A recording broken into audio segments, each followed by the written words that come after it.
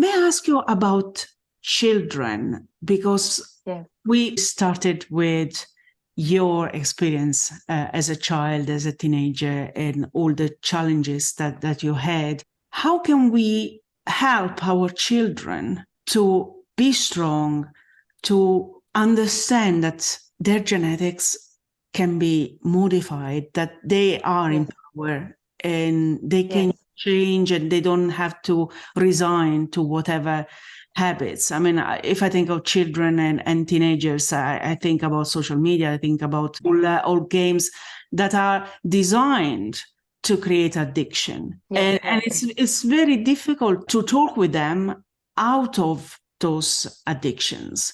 So how can we talk to them in a way and explain that they can and they are in power? Yeah, and I mean, there's so many pieces to that jigsaw puzzle. And when I've worked with adults in my wellness career, I've always said, I want you to think about being a role model for your children, because kids copy everything that's how they learn.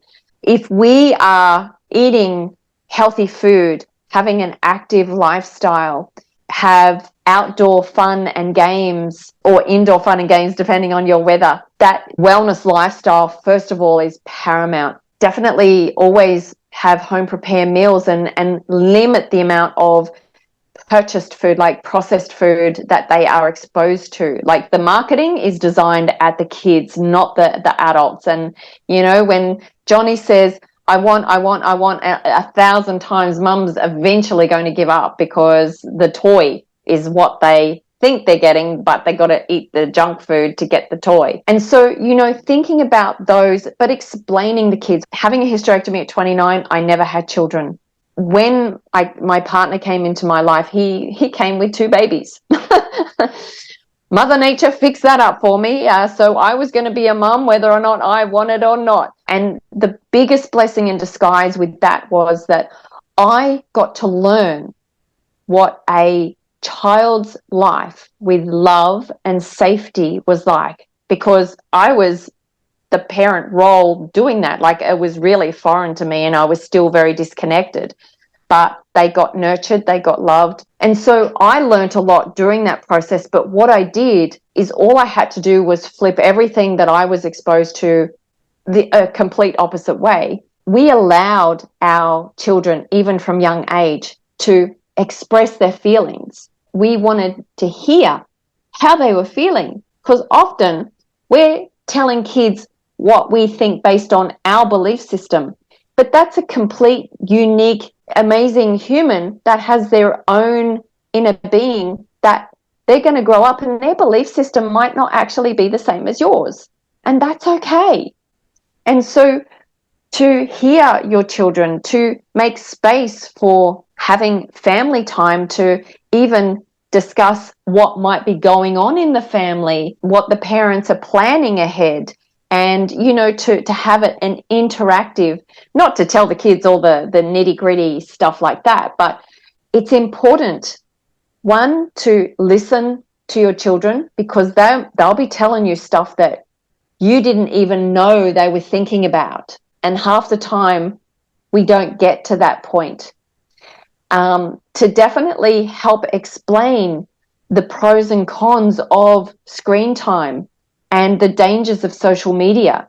You know, it's about equipping them. And all we can do is equip them as best we can. We can't control them. They're going to evolve into the person they're going to evolve. And if we keep putting the brakes on all that as well and try and protect them from everything, I think that can have an adverse effect. And I'm not saying let them go and be experimental and try everything. That's definitely not what I'm saying here. But if we actually step out of our parenting role and be a friend, a mentor, a guide, a listener, an active listener, so much better than what we do as parents, because we're always tired, we're always busy. Like, our life was very different. So, you know, our kids are adults now. We were tough, we were strict with our kids, but we gave them space, we gave them voice, and we told them right from the beginning You can be anything you want to be when you grow up. If you don't want to go to university, that's okay. We said you got to finish high school because a young kid can't decide what they're going to do for the rest of their life when they're a teenager. They like, are you in your chosen career still, Rosanna, of when you left school? Well, funny enough, I am to some extent, but I'm also shifting now. Yes.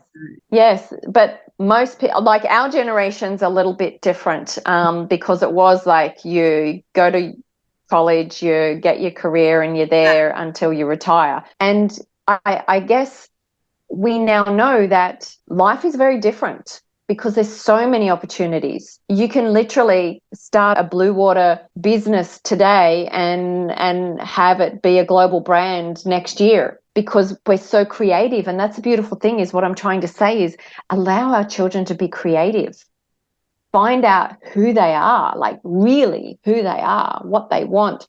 A lot of kids don't talk because they're frightened of what their parents might think of them, of what their feelings are inside. And so we were always very worldly with our children, to just be honest with them. And when I say not keep anything from them, I mean we were still guarded. Of course, we were respectful, responsible parents, but we didn't have expectations that when they grow up they're going to do this, this, and this. It's the ideal world, and that just isn't reality. But I think if we practice being a role model, we have an ideal of how we want our children to grow up.